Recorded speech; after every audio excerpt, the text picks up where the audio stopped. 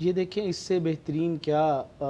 دلیل ہوگی کہ اللہ کے نبی صلی اللہ علیہ وسلم اصل میں یہ ایک گارنٹی ہے۔ رسول اللہ صلی اللہ علیہ وسلم اگر کوئی کسی کام کا کہتے ہیں تو ہمارا ایک مسلمان کا ایمان ہے کہ وہ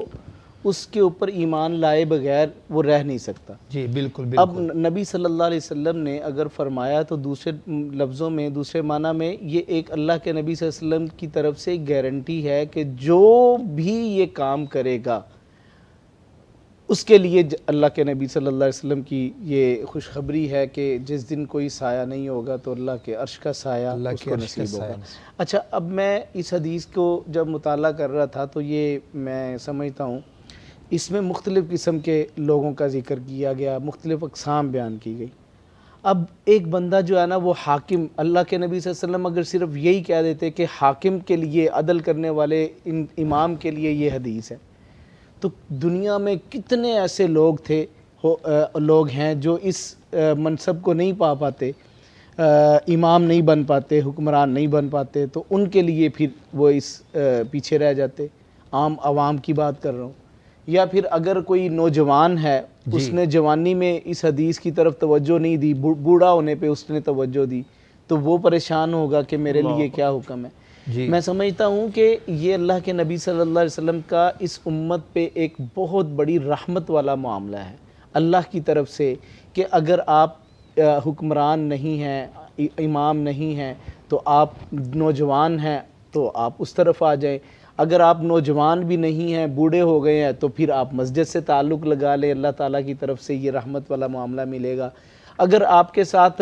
مسجد قریب نہیں ہے، یا پھر آپ مسجد میں بھی اس طرح آنے جانے میں مسئلہ ہے، یا پھر مسجد میں اس طرح آپ کا تعلق نہیں بن پا رہا، تو کسی بھی انسان کے ساتھ اپنے رب کے لیے ایک محبت والا پہلو جگا لو اور یہ منصب حاصل کر لو۔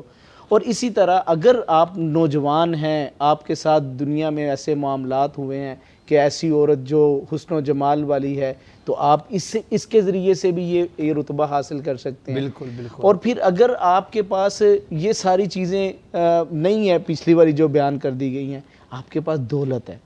تو آپ اللہ کی راہ میں خرچ کریں، اپنے غریبوں مسکینوں، ایسے چھپ چھپ کے۔ رسول اللہ صلی اللہ علیہ وسلم کی اعلانیہ خرچ کرنے کی بھی بڑی فضیلت ہے، لیکن چھپ کے خرچ کرنے کے بارے میں یہ اس حدیث میں جو وضاحت ملتی ہے۔ اسی طرح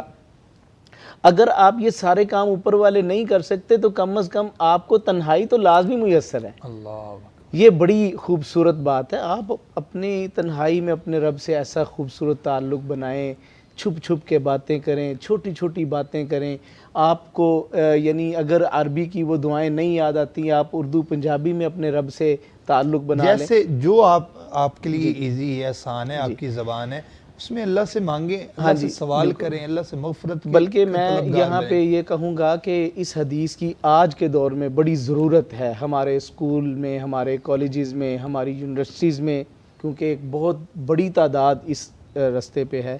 اور آج ہم دیکھتے ہیں جو شیخ صاحب نے بات کی، اصل میں سمجھتا ہوں کہ ان نوجوانوں کو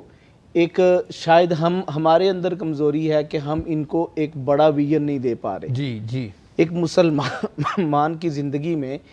ایک جوانی کتنی بڑی قیمت ہے، کتنی بڑی نعمت ہے، اس کا اندازہ نہیں بتا پا رہے۔ یہی وجہ ہے کہ وہ نوجوان جو ہے نا بے راہ روی کا شکار ہیں۔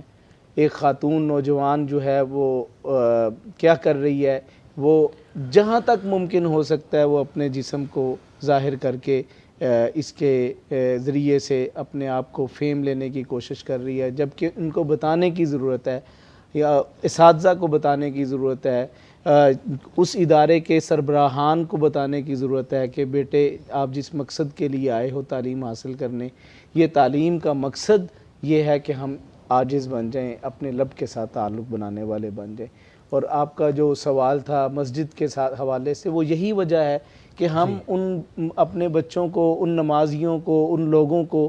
وہ تربیت شاید نہیں کر پا رہے کہ آپ کی زندگی کے بعد ایک بہت بڑا دن آنے والا ہے، جس دن کو 50,000 سال کی مسافت کا دن کہا گیا، یا 1,000 سال کی مسافت کا دن قرآن مجید میں آتا ہے۔ تو اس دن میں آپ کو کیا فائدہ دے گی یہ چیزیں؟